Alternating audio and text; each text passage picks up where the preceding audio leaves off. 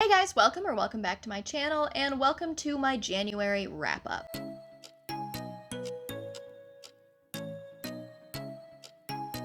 So today we're doing the January wrap-up. This is probably a little bit later. I would have preferred that it go out last week, but honestly, I totally forgot about this video's existence and the fact that I should do one of these. But it is going to be relatively short and sweet just because I didn't read as much as I would have loved to in the month of January.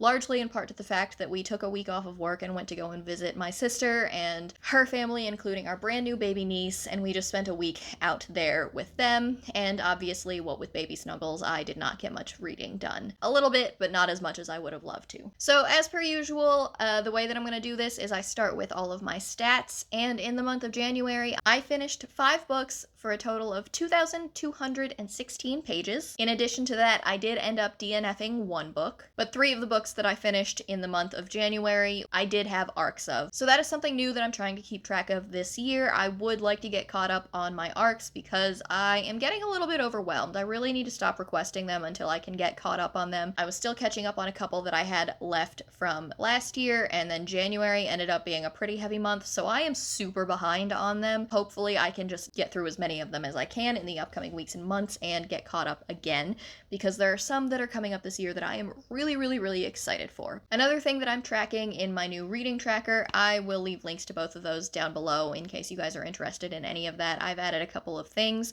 but I am keeping track of whether I am starting a new series, continuing on with a series I've already started, or reading a standalone. And so in this month, I did start 1 new series. I did continue on with 2 books in series I've already started, and then I also read 2 standalones. As for the formats that I read them in, I read 1 book only physically, 1 book only audibly, 2 books only on ebook, and 1 book that I read both physically and in ebook form. Moving on to the genres, 2 of them were fantasy, 2 of them were romance, and 1 of them was sci-fi. For the books that I did end up finishing, I had a pretty good reading month in terms of quality, because 3 of them ended up being 5 stars, and 2 of them ended up being 4 stars, so I really did end up liking the books that I finished. I'll get into the kind of caveats that I have on those when I talk about the actual books at the end of this video. In terms of form of book, whether it's a novel or a novella or like an e-arc or a graphic novel or whatever, I'm still kind of working on what to call that category. If you have any suggestions, let me know, because like format is what I'm using for physical versus ebook versus audio. Like I don't really know what to call type of book. I don't know. It's a work in progress.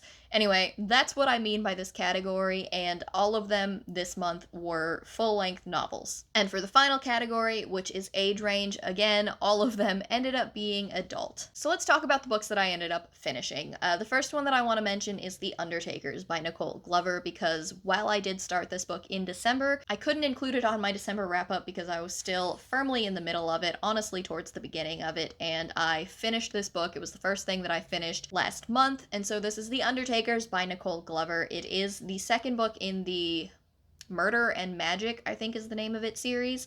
The first one was The Conductors, which I talked about around this time last year. It involves an alternate history, Philadelphia, in which magic is real. There's 2 kinds. There's a constellation-based magic that the black community uses, and then there's like a wand kind of sorcery magic that the white community, or like everybody else, kind of uses. And our 2 main characters that we follow are Hetty and Benji. They are 2 former conductors, I guess, on the Underground Railroad. They helped a lot of slaves escape. They're out of that now, but they do tend to use a lot of the skills that they have to help people with their personal problems. A lot of it ends up just being them solving a lot of murders. And so for this one, it kind of continues on with that. There's another murder type thing that they end up needing to solve. And it was still good, don't get me wrong. I still really liked it. I did end up loving The Conductors more, like a lot more. I just felt like The Undertakers was a little bit more meandering. I gave it a full 4 stars. I still really enjoyed my time with it, but I just felt like a lot of it was spent on stuff that didn't really contribute much to the mystery they were trying to solve, whereas I would have appreciated a little bit more time dedicated to that. And I felt like there were a lot of characters that were introduced throughout the plotline that I had to keep track of, that I was having a really difficult time keeping track of and visualizing who was who, which I didn't have that problem with the first one. So It was not as good as the first one for me, but I still really, really enjoyed my time with it. The first book that I finished and started in the month of January was All the Feels by Olivia Dade. This was a book that I had an arc of. It actually came out back in November, if that tells you where I'm at on that entire situation. But I read the first book, spoiler alert, June? No. Maybe in the summer or like early fall of last year, and I loved it. All the Feels was no different, and I think I was putting it off because I didn't think that it would live up to the hype that I had built up in my head after spoiler alert, but it really, really worked for me, and I don't know which one I love more because the characters are honestly very, very different. So spoiler alert was great. It followed the lead male in a very Game of Thrones-like show, and it followed a woman who was, I believe, some kind of like soil scientist. Maybe she was a geologist. I'm not sure what her specialty was, who does a lot of cosplays for this TV show, for a specific character in this TV show, and she gets made fun of for posting a picture of herself because she is plus-sized. And as kind of a publicity stunt, but also as kind of an apology for all of the dicks in the world, the main character from the TV show, he kind of notices her tweet of her cosplay and likes it and ends up inviting her out to dinner just as kind of a, well, I don't care, I think she looks gorgeous and so should all of you. Romance develops from there. I loved it. The second book, All the Feels, involves a different character from that same TV show who is a bit of a mess. He has a lot of impulse control issues because he is, I think he has ADHD. I'm not sure if he has other things. He has a lot of history to unpack as well that causes a lot of the problems that he has. And so the show ends up hiring a minder for him to kind of follow him everywhere and make sure he behaves until the show's new season premieres.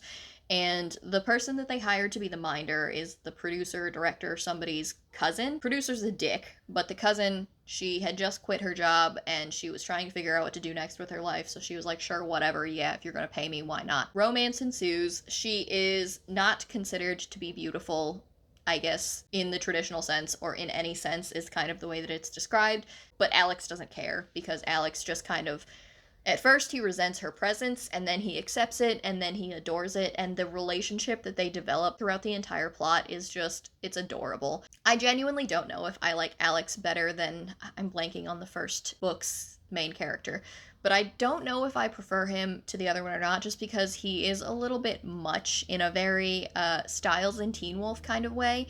He just never stops talking, like, ever, and he always has something to say about absolutely everything, and it's sarcastic a lot of the time, but it's entertaining still, so I think that as a reader, I enjoyed it, but if I had to be around him, I would want to punch him in the face. But it was really good to read, in all honesty, and I read that book in one day, just like I did spoiler alert. So I can't wait to see what else Olivia Dade comes out with, because I know, for one, at this point, she's an auto-buy author for me, and for two, if she writes more in this world, like, there's definitely other characters from the specific TV show that she could work with, and I am so in. All that being said, in case you couldn't guess, I gave All the Feels 5 out of 5 stars. So the next book is The Liar's Knot by M.A. Carrick. This is book 2 in The Rook and the Rose, obviously by M.A. Carrick. I loved this. I think that a lot of people have some mixed reviews on it, but I just love these characters so incredibly much that they could literally just be sitting around talking to each other and I would probably still have given it a 5 stars, because I don't really care that they didn't do anything throughout the course of this novel. There was a lot of stuff that did happen, but again, like, the first half maybe of the book was a lot of just build up to all of the stuff that was going to happen in the end, which is exactly what happened for me with The Mask of Mirrors as well. So reading the first half went a lot slower for me than reading the second half, but I was reading this when I was on the airplane and I finished it in a 3-hour flight and I had like 400 pages left. So if that tells you how the end of this book went, then things were final. I can't really talk about it because I don't want to spoil anything that happens in the first book, but book 1 follows a character named Ren, who is a con woman. She's very, very good at changing into different people via disguises and accents. The first book, she is conning her way into a family because they have a long-lost relative. She's trying to tell them that she is the daughter of said long-lost relative. They end up accepting her, but she doesn't really realize that the family she picked to kind of ingratiate herself into is the poorest, closest to ruin family in this entire world. And things kind of just kick off from there. And it was so good. There's like a dream magic, there is a very tarot-based magic, there's a very scientific kind of geometric, I don't really know how else to describe it, magic. It's very difficult to describe this world, but if you like political ballroom fantasy, if you like characters, one of which is a very Robin Hood type mysterious character that saves people and wears a hood and nobody knows who it is, and so on and so forth, it's so good. The second one delivered on a lot of stuff for me. A lot of people found out some things that I wanted them to find out. A lot of relationships developed that I wanted to develop. I think that The Liar's Knot it beats out The Mask of Mirrors for me just because while I enjoyed The Mask of Mirrors, I enjoyed the interactions of the characters in The Liar's Knot so much more, and I cannot wait for book 3. Like, I need to know how they're going to deal with the fallout of what happens. I need to see the progression. Your girl is a romance reader, so I need to see the progression of what happens after the end of this, because I was just so deeply pleased that certain people ended up where they ended up. I gave this 5 out of 5 stars. It took me a lot longer to read than I wanted to. I did end up having an arc of this that it came out back in December and I just couldn't get to it in time. But I ended up absolutely adoring this. I can't wait till they come out with a third book. I really, really, really hope that it's soon. The next 2 books ended up being Book of the Month books that I finally managed to get around to. The first of which is An Absolutely Remarkable Thing by Hank Green. I read all of this audibly, and I ended up having some pretty mixed feelings about it, but that's because I went into it, I think, with the wrong idea of what it was going to be. I thought that this was going to be a hard sci-fi. It's about how robots suddenly appear on random streets in big cities all around the world, and they're kind of just trying to figure out where they came from and how they got there and what that means for humanity. So you follow a girl whose name is April, I believe, and she is the first one to notice this and document it and make a video about it. And so she becomes this viral overnight sensation. She's on talk shows talking about how these Carls are what the robots are called. She just kind of named it Carl and it stuck. So she becomes like the face of the movement for why these are not necessarily bad and what they mean. And I thought it was going to be more about the robots, but it ended up being more of an exploration about what happens to people when they're suddenly thrust into the spotlight and social media fame and all of that stuff. So she just kind of keeps striving for more fame, kind of. That sounds diabolical, but that's not really how it went. It was more like, I have a platform now, I should be able to help people with this platform, but in order to do that, it means I can't lose the platform, so I've got to keep growing the platform, kind of a thing. And it just kind of overtook her entire life. The whole science-y background of the robots obviously is the undercurrent of the entire story, and that plot does progress in the background.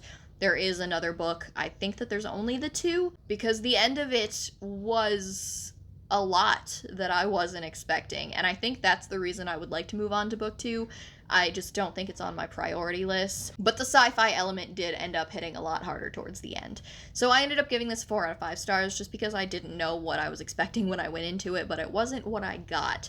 And I liked it. If any of that sounds interesting to you, I definitely recommend it. Just don't go into it expecting a hard sci-fi. The next book is another one that I read pretty much in one sitting, and that is The Love Hypothesis by Ali Hazelwood. I loved this. I had read maybe 20 pages of this while we were out visiting my sister, and then when I got back, when we were just kind of hanging out, trying to recover from our jet lag, I just sat on the couch and finished this, and I adored it.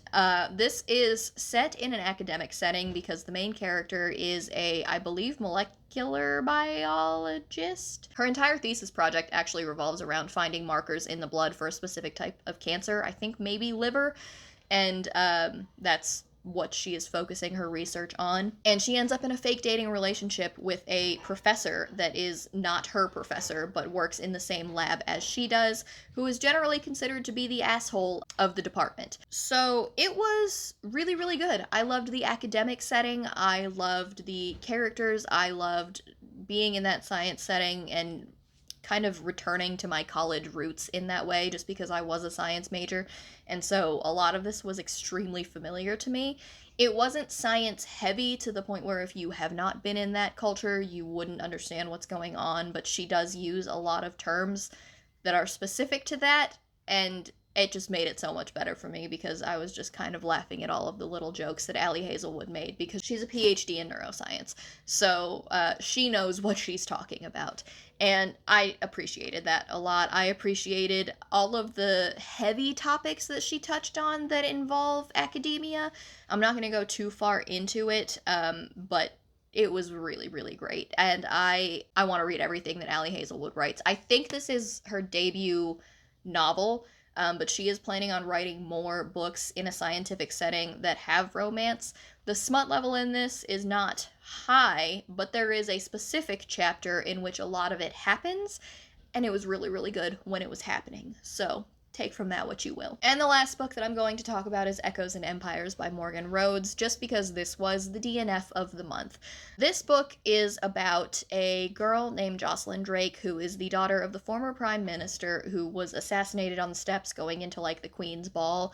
This is a very urban fantasy setting. There is a monarchy, but it is technologically savvy. There are cars and phones and all of that stuff, but there is magic as well. However, magic has been outlawed by the Queen, and you're not allowed to possess it, you're not allowed to be around it, everybody's scared of it, so on and so forth. Jocelyn is insufferable.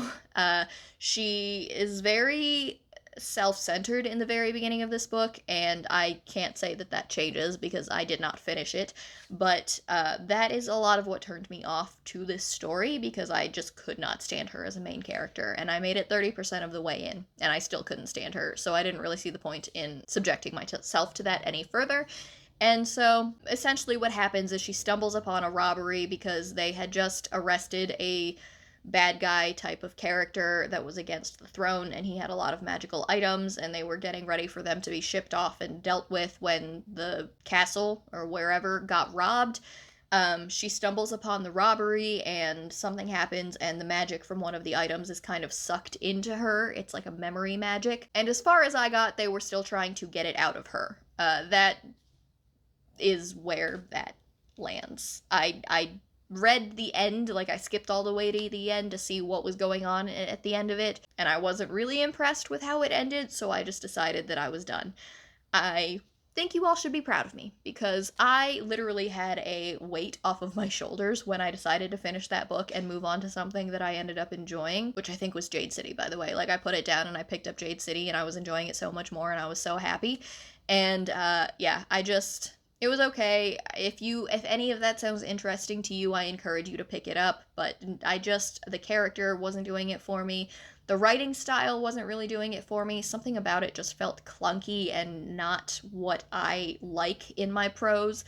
So I can't really point to anything specifically that irritated me, but I wasn't loving it.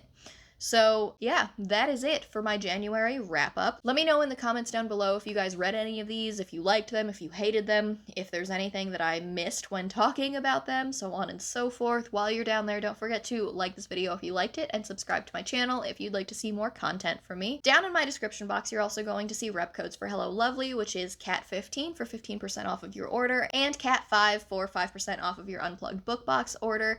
Under that, you're going to see links to my Goodreads, my Twitter, and my Instagram in case you guys wanted to follow me on any of those. But other than that, that is it from me today, guys, so I will talk to you in my next video.